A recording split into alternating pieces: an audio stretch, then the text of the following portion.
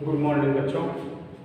Class 11 का chemistry का मैंने वो चैप्टर आपका जो कार्बनिक यौगिक के मूल सिद्धांत और तकनीक शुरू किया गया था वो ख़त्म कर दिया है। उसके आपके क्वेश्चन और एक चैप्टर में आज पढ़ाने जा रहा हूँ हाइड्रोकार्बन, इसको शुरू कर रहा हूँ। इनका दोनों का क्वेश्चन रिलेटिवली एक साथ आता है, तो हम कोशिश करेंगे इस चैप्टर के बाद उसको साफ किया जाए। तब तक ले आप लोग क्या करेंगे, आज चैप्टर नया शुरू हो रहा है हाइड्रोकार्बन। ठीक, ये चैप्टर आपका शुरू हो रहा है, इसको आप लोग पढ़िए अभी, और फिर हम इन दोनों चैप्टर के सवाल एक साथ करा देंगे। फिर आपको दिखा दिया जाएगा किस तरीके के सवाल परीक्षा में आने चांस हैं आपके इस बार। तो आप लोग चैप्टर का नाम लिखे हैं हाइड्रोकार्बन। हाइड्रोकार्बन दो शब्द से मिलकर निर्मित हुआ है।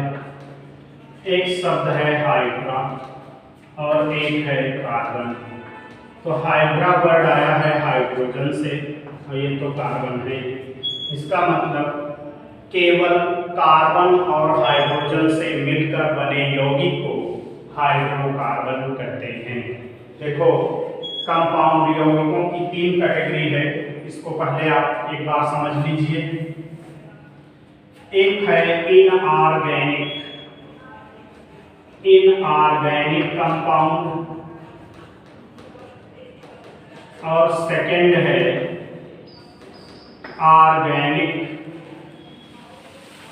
ऑर्गेनिक कंपाउंड और थर्ड है हाइड्रोकार्बन। ठीक, इन तीनों में अक्सर बच्चे कंफ्यूज हो जाते हैं, तो ध्यान दो। इनऑर्गेनिक कंपाउंड क्या है? अकार्बनिक यौगिक। क्या बोलेंगे? ऐसे यौगिक जिसमें कार्बन की भूमिका नहीं होती है। ध्यान दीजिए, ऐसा नहीं है कि कार्बन नहीं है तभी वह अकार्बनिक है। कार्बन के होते हुए भी वह अकार्बनिक हो सकता है, यानी होता है। बस अंतर क्या होता है कि जो अकार्बनिक यौगिक होते हैं उसमें कार्बन एक अहम भूमिका, मुख्य रोल प्ले नहीं करता है। तो ऐसे यौगिक जिसमें कार्बन होते हैं या नहीं होते हैं, परंतु कार्बन मुख्य एलिमेंट के रूप में, यानी कि प्रधान मुख्य भूमिका कार्बन द्वारा नहीं निभाया जाता है, उसको हम कहेंगे अकार्बनिक यौगिक। जैसे देखो HNO3, HCl, H2SO4 और देखें H2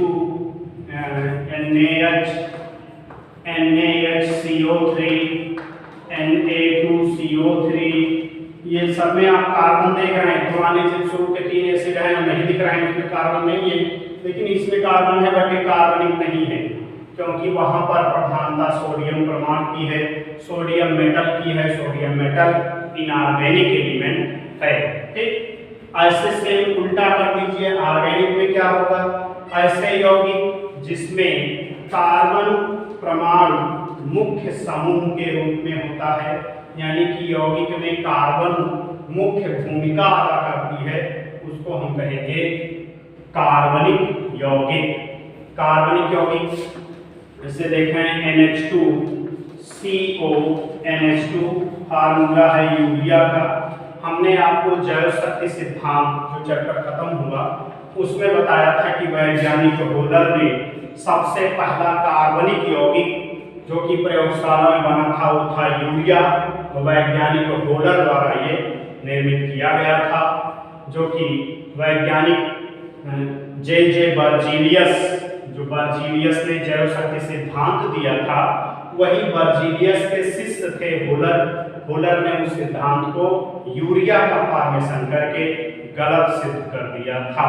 ठीक, तो यहाँ देखो, यहाँ भी नाइट्रोजन, ऑक्सीजन, हाइड्रोजन है, परंतु यहाँ पर कार्बन की मुख्य भूमिका होने की वजह से इसमें हम क्या कहेंगे, यह कार्बनिक यौगिक है। CH4 CH3 COCH3, ये सभी क्या हैं? कार्बनिक यौगिक हैं। ठीक, अब बात आती है हाइड्रोकार्बन की। ध्यान दीजिए, इन दोनों से हाइड्रोकार्बन डिफर करता है। अकार्बनिक और कार्बनिक में कार्बन है या नहीं भी हो सकता है। कार्बनिक में कार्बन मुख्य रूप से हो सकता है, कार्बन रहता है। कार्बन के साथ साथ हाइड्रोजन है, नाइट्रोजन है, ऑक्सीजन है, सल्फर है, कुछ भी हो सकता है, लेकिन कार्बन मुख्य भूमिका अदा करेगा कार्बनिक यौगिक में। लेकिन हाइड्रोकार्बन की कंडीशन क्या है? केवल कार्बन और हाइड्रोजन से मिलकर बने यौगिक को हाइड्रोकार्बन कहते हैं। केवल कार्बन और हाइड्रोजन से मिलकर बने यौगिक को हाइड्रोकार्बन कहते हैं। अब चलो देखो इसका क्लासिफिकेशन, और भी इसकी कुछ बातें नई नई आपको जानने को मिलेंगी आज। तो चलो देखो, सबसे पहले इसका हम क्लासिफिकेशन करते हैं हाइड्रोकार्बन का। तो हाइड्रोकार्बन क्या होगा? सबसे पहले दो पार्ट में इसको क्लासिफाई करते हैं। एक होता है आपका खुली श्रृंखला,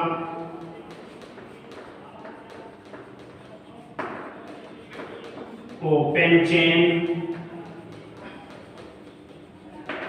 और एक होता है आपका बंद श्रृंखला। बंद श्रृंखला यानी क्लोज्ड चेन। ठीक, अब खुली श्रृंखला में दो टाइप का पुनः आ जाती है बात। एक होती है संतृप्त यानी कि सैचुरेटेड, और दूसरा आ जाता है असंतृप्त यानी अनसैचुरेटेड।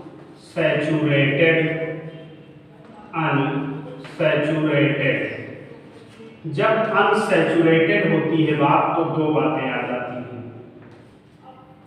सैचुरेटेड होता है तो इसमें एक ही चीज है, एक ही बात है, वो भी है क्या? एल्केन।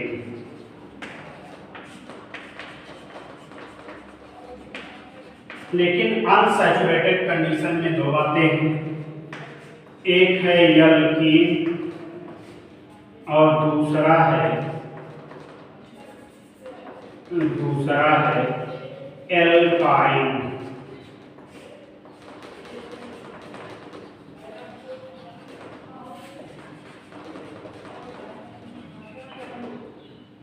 क्लोज्ड चेन में आइए, यहां पर दो कंडीशन होती है। एक होती है एलिसाइक्लिक,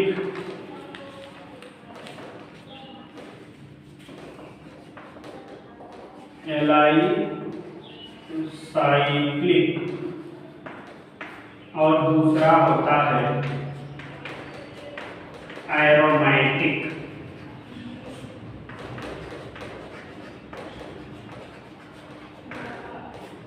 ये आपका हाइड्रोकार्बन का क्लासिफिकेशन है, स्क्रीनशॉट ले लीजिए। केवल कार्बन और हाइड्रोजन से मिलकर बने यौगिक को हाइड्रोकार्बन कहते हैं। Hydrocarbon first divided by two, open chain and closed chain. Open chain further classified to saturated hydrocarbon and unsaturated hydrocarbon. Saturated are one alkane, while as unsaturated two type alkene and alkyne. Closed chain two type alicyclic and aromatic. ठीक, इसमें साथ लीजिए, simple classification है। बल्कि अगर हम कार्बनिक यौगिकों का क्लासिफिकेशन पढ़ते तो उसमें समचक्रीय, कार्बोचक्रीय, विषम चक्रीय इत्यादि नाम आते। यहाँ मैं केवल हाइड्रोकार्बन का क्लासिफिकेशन किया हूँ, तो इसलिए आप लोग इसको क्या करेंगे, केवल सिंपल क्लासिफिकेशन है तो आप इसको ले लीजिए स्क्रीनशॉट। इसके बाद अब हम एक एक करके बात शुरू करेंगे। सबसे पहले हम इधर की बात कर लेते हैं, इसको अभी मिटा देते हैं। ठीक, अब इधर की कहानी देखो। खुली श्रृंखला का मतलब क्या होता है? सारी कहानी कार्बन पे डिपेंड है। कार्बन परमाणु ओपन चेन। ओपन चेन का मतलब कि कार्बन अपनी श्रृंखला का विस्तार करने के लिए स्वतंत्र है। ठीक, क्लोज्ड चेन कम से कम 3 कार्बन की रिंग होती है, यहाँ पर विस्तार नहीं हो सकता है। खुली श्रृंखला में क्या है? कार्बन अपनी श्रृंखला का प्रसार विस्तार करने के लिए स्वतंत्र है, चाहे जिस तरफ ऊपर नीचे दाएं बाएं आगे पीछे बढ़ सकता है। अब ये श्रृंखला जो ओपन है 2 टाइप की होगी, या तो कार्बन कार्बन के बीच में सिंगल बॉन्ड नजर आएंगे, या तो कार्बन कार्बन के बीच में कहीं आपको डबल बॉन्ड नजर आएंगे। तो 2 तरीके कहानी यहाँ है, संतृप्त और असंतृप्त में। संतृप्त हाइड्रोकार्बन में क्या होगा कि कार्बन कार्बन के बीच में सिंगल कोवैलेंट बॉन्ड यानी कि एकल सहसंयोजी बंध अगर पाया गया, कार्बन की 4 वैलेंसी होती है, चारों वैलेंसी अगर सिंगल कोवैलेंट बॉन्ड से सेटिस्फाई है तो इसको हम बोलेंगे saturated hydrocarbon. Saturated hydrocarbon is also known as alkane. ठीक, अब देखिए अगर कार्बन की चारों वैलेंसी में कहीं डबल बॉन्ड या ट्रिपल बॉन्ड नजर आए तो उसको हम बोलेंगे नाम अनसैचुरेटेड हाइड्रोकार्बन। अनसैचुरेटेड की कंडीशन 2 है। अनसैचुरेटेड में कार्बन की 4 वैलेंसी जो पूरी होनी है वो 2 कंडीशन से 2 स्थिति से पूरी होगी, या तो कार्बन कार्बन के बीच में डबल बॉन्ड नजर आएगा, या फिर कार्बन कार्बन के बीच में ट्रिपल बॉन्ड नजर आएगा। इन दोनों कंडीशन को मिला के हम कौन सी स्थिति बताते हैं? ये अनसैचुरेटेड की कंडीशन है, यानी कि ये असंतृप्तता दिखाई देती है। असंतृप्तता की दशा में आप 2 तरीके से कार्बन की वैलेंसी को पूरा करते हुए देखेंगे, या तो वो द्विबंध के साथ जुड़ा नजर आएगा या तो त्रिबंध के साथ जुड़ा नजर आएगा। तो अगर कार्बन कार्बन के बीच में कार्बन की लंबी श्रृंखला है, उसके बीच में कहीं आपको कार्बन कार्बन द्विबंध नजर आए तो उसका नाम हम देंगे एल्कीन, और अगर कार्बन कार्बन त्रिबंध नजर आए तो उसका नाम देंगे एल्काइन। ठीक, अब चलो यहाँ से शुरू से बात कर लेते हैं हम संतृप्त हाइड्रोकार्बन एल्केन से। इतनी बात तो आपको जनरली जानना था। अब देखो सैचुरेटेड हाइड्रोकार्बन, सैचुरेटेड हाइड्रोकार्बन इसी को हम क्या बोलते हैं? कह सकते हैं आप एल्केन। होगा क्या? कार्बन परमाणु की चारों संयोजकताएं सिंगल एकल सहसंयोजी बंध से जुड़ेगी। इस तरीके का आपको स्ट्रक्चर नजर आएगा, कहीं पर द्विबंध या त्रिबंध नजर नहीं आएंगे। श्रृंखला कार्बन की ओपन नजर आएगी, एकदम खुली श्रृंखला रहेगी। कार्बन कार्बन परमाणु के बीच, कार्बन हाइड्रोजन परमाणु के बीच सिंगल कोवैलेंट बॉन्ड एकल सहसंयोजी बंध दिखेंगे, तो आप इसको कहेंगे यह संतृप्त हाइड्रोकार्बन है। अब सैचुरेटेड हाइड्रोकार्बन की श्रेणी का सामान्य सूत्र होता है CnH2n+2। CnH2n+2 ये संतृप्त हाइड्रोकार्बन की श्रेणी का सामान्य सूत्र है, जहां n = कार्बन और हाइड्रोजन की नंबर ऑफ संख्या है। कार्बन की संख्या और हाइड्रोजन की संख्या। कार्बन से जुड़ा n इसकी संख्या बताएगा, हाइड्रोजन से जुड़ा n इसकी संख्या हाइड्रोजन बताएगा। तो संतृप्त हाइड्रोकार्बन एलिफैटिक हाइड्रोकार्बन भी बोलते हैं। एलिफैटिक का सामान्य सूत्र क्या है? CnH2n+2। अब इसी फार्मूले से हम पता करेंगे कि सैचुरेटेड हाइड्रोकार्बन की श्रेणी का प्रथम सदस्य कौन है। अगर n की जगह पे हम 1 रख दें, ये क्या बन रहा है? C1H2n+2, या आपका बन क्या रहा? CH4। ये आपका फार्मूला बना मेथेन, इसी को आप मेथेन बोलते हैं। यही गैस है मीथेन। मीथेन गैस का स्रोत कहाँ पाया जाता है? दलदल और कीचड़ में। तो दलदली जगह पर या कीचड़ वाली जगह पर मेथेन पाई जाती है, इसलिए मेथेन का एक और नाम होता है, उसको क्या बोलते हैं? जो दलदल या कीचड़ की जगह पे पाए जाने के कारण हम इसको मार्स गैस के नाम से भी जानते हैं, क्योंकि मार्स का मतलब होता है दलदल या कीचड़। तो मार्स यानी दलदल या कीचड़ वाले स्थान पे उपस्थित होने के कारण इस गैस को हम मार्स गैस कहते हैं। और एक चीज ध्यान दीजिए कि मीथेन को फायर डैम के नाम से भी जाना जाता है। फायर डैम को फायर डैम क्यों बोलते हैं? कोयले की खान में आग लगने का विशेष कारण मीथेन गैस की उत्पत्ति होती है। मीथेन गैस की प्रेजेंस के कारण कोयले की खादान में या कोयले की खान में आग लगती है, इसलिए हम मीथेन को फायर डैम के नाम से भी जानते हैं। ठीक, अब देखो सैचुरेटेड हाइड्रोकार्बन की श्रेणी का सामान्य सूत्र CnH2n+2 और सैचुरेटेड हाइड्रोकार्बन की श्रेणी का प्रथम सदस्य आपको क्या मिला? मीथेन। अब ऐसे चले आओ अनसैचुरेटेड हाइड्रोकार्बन की तरफ। अनसैचुरेटेड में क्या हमने बताया? अनसैचुरेटेड में कि कार्बन कार्बन के बीच में डबल बॉन्ड या कार्बन कार्बन के बीच में ट्रिपल बॉन्ड नजर आएगा, इसको हम कहेंगे अनसैचुरेटेड हाइड्रोकार्बन। अब अगर अनसैचुरेटेड में कार्बन कार्बन के बीच में डबल बॉन्ड आया, इसका नाम होगा एल्कीन। और अगर कहीं पर ट्रिपल बॉन्ड नजर आया तो इसका नाम होगा एल्काइन।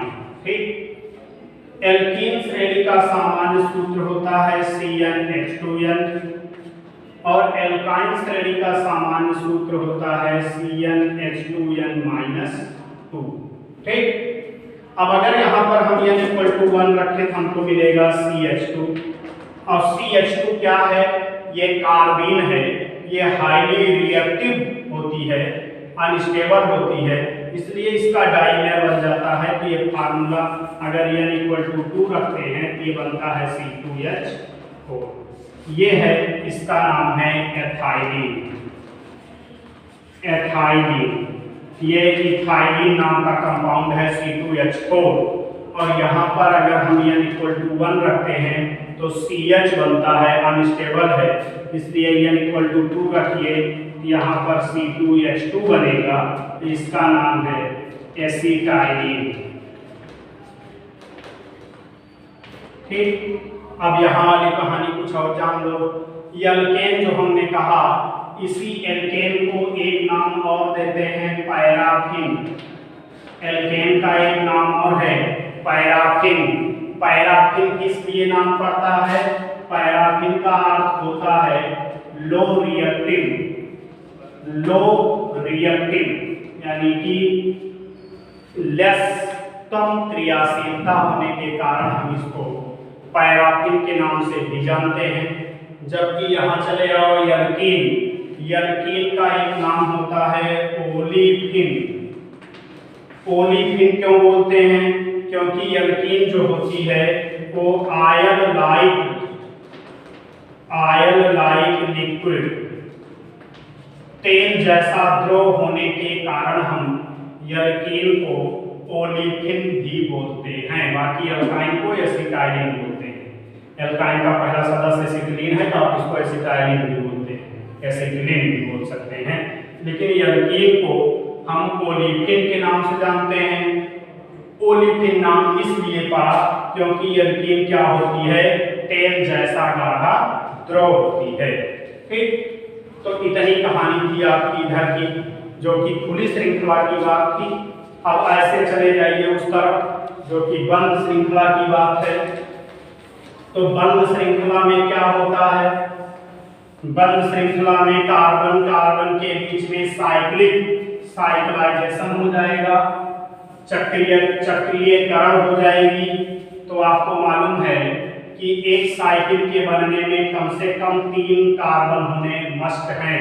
3 कार्बन से कम कार्बन के सदस्य वाले मेंबर क्या करेंगे? साइकिल का निर्माण नहीं कर सकते हैं। इसलिए सबसे कम से कम n=3 होना चाहिए, कार्बन परमाणुओं की संख्या 3 होना चाहिए। अब हमने कहा क्लोज्ड चेन है। क्लोज्ड है तो 2 टाइप का हमने कहा था, क्या? एलिसाइक्लिक और बताया था आपको एरोमैटिक। तो एलिसाइक्लिक क्या होती है? ये इन्हीं को हम नाम देते हैं साइक्लोएल्केन। एलिसाइक्लिक का ही नाम है साइक्लोएल्केन। इसमें क्या होता है कि एल्केन की तरह होगा लेकिन चक्रीय होगा। एल्केन में मैंने क्या कहा कि carbon carbon single covalent bond होगा, तो यहाँ भी देखो, यहाँ भी carbon carbon single covalent bond है, लेकिन इनकी संरचना क्या है? बंद चक्राकार है, बंद चक्राकार है। और एक चीज आप ध्यान दीजिए, जितने नंबर ऑफ कार्बन आइटम होंगे वह उसी का 2 into number of carbon atom equal to number of hydrogen atom. ध्यान दीजिए, जितने कार्बन होंगे उसी का 2 गुना हाइड्रोजन होगा। और ये फार्मूला किस पर मैच करता है? CnH2n पर। और CnH2n क्या है?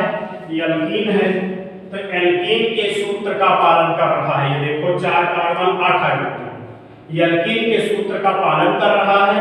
और carbon carbon single covalent bond है, तो ये एल्केन की तरह स्ट्रक्चर रख रहा है।